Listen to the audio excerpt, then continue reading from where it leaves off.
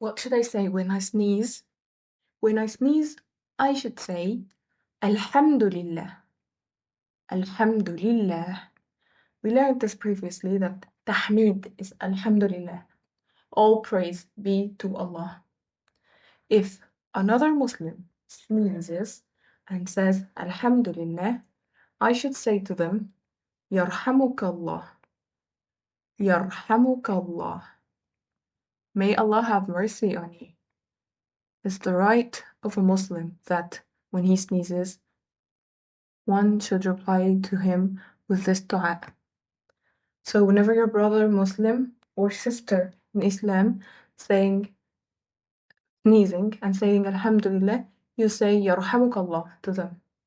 And when you say Yarhamukallah to them, they reply saying Yahdikumullahu wa yuslihu balakum.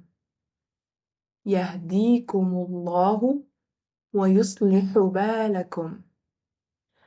They make dua again to you as well. May Allah guide you and improve your condition.